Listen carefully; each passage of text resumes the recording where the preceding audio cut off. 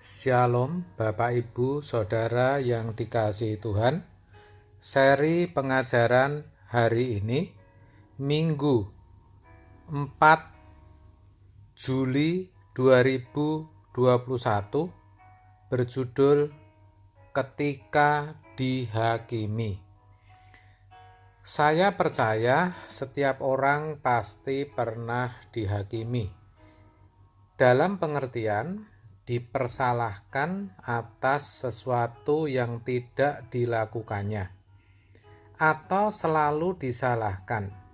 Begini salah, begitu tidak benar.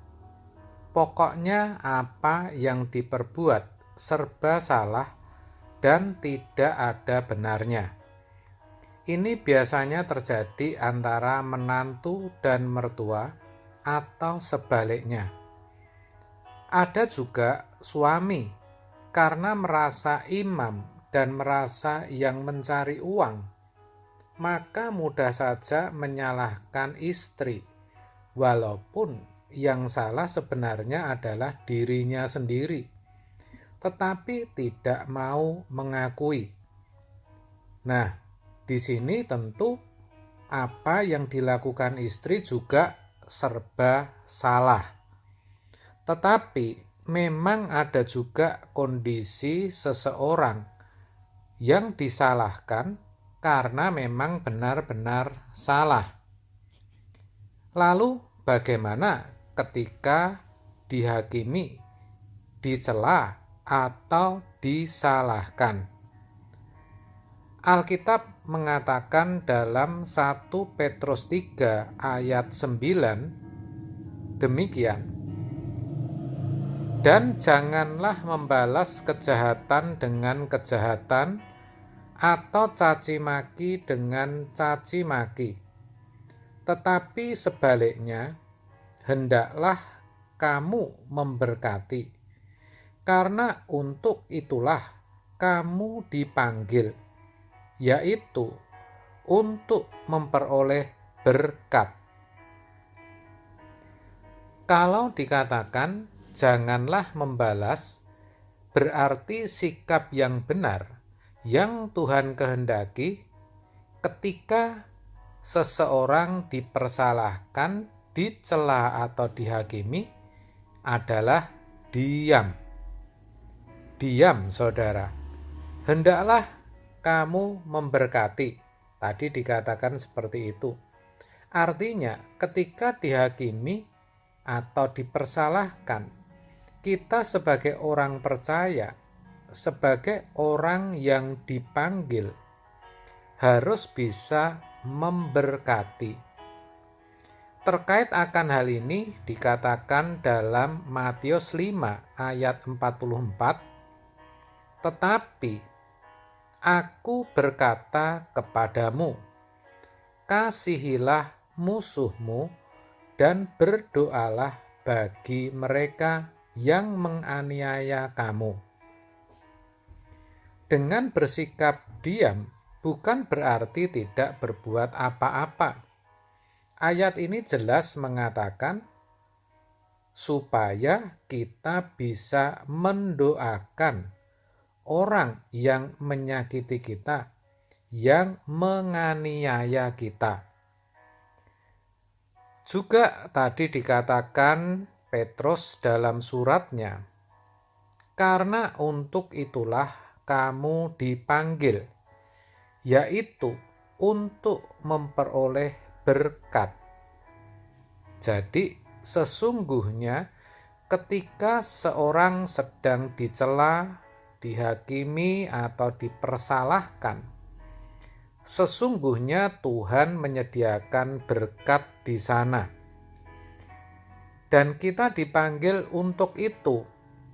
Maksudnya untuk menerima berkat itu, yaitu berkat kekal atau berkat abadi. Tetapi semua kembali tergantung diri kita sendiri. Mau menerima berkat itu atau menolaknya. Menerima berkat yaitu ketika kita bersikap diam, berdoa, dan tidak membalas. Meskipun punya kesempatan dan kewenangan untuk membalas. Ini bisa dilakukan kalau kita sadar bahwa tak seorang pun memiliki hak untuk membalas.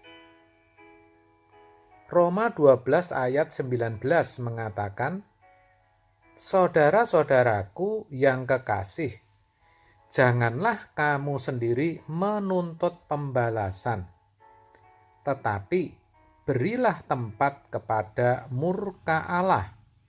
Sebab ada tertulis, pembalasan itu adalah hakku. Akulah yang akan menuntut pembalasan," firman Tuhan.